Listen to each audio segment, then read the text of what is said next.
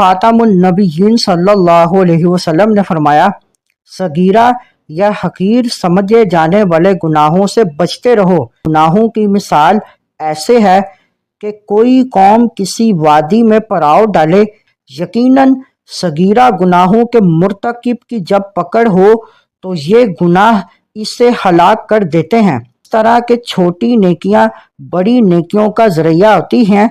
नेज़ छोटे गुनाहों की कसरत इन्हें कबीरा बना देती है। बिस्मिल्लाहिर्रहमानिर्रहीम। आज का हमारा टॉपिक सगीरा गुनाहों से बचने का हुक्म।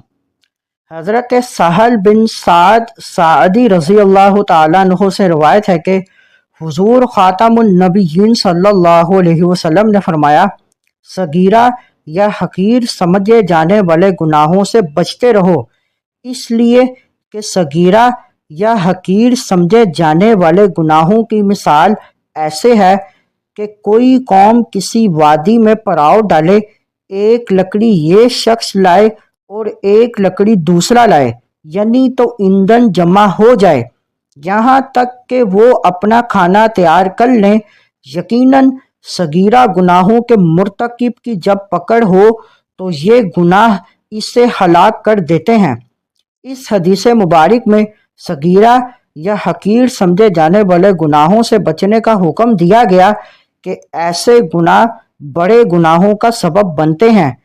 जिस तरह के छोटी नेकियां बड़ी नेकियों का जरिया होती हैं, नेज़ छोटे गुनाहों की कसरत इन्हें कबीरा बना देती है।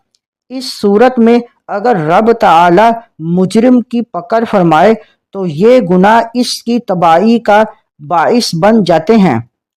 मुअल्लिम कायनात सल्लल्लाहु अलैहि वसल्लम ने ये मसला एक मिसाल के ज़रिए समझाया कि कुछ लोग कहीं ठहरे, हर शख्स एक एक लकड़ी भी लाए तो खाना पकाने के लिए ईंधन जमा हो जाता है। ऐसे ही छोटे छोटे गुनाह इकट्ठे होकर आदमी को हिलाक कर देते हैं। मज़ीद मालूमात के लिए हमारे चैनल को लाइक एंड सब्सक्राइब करें।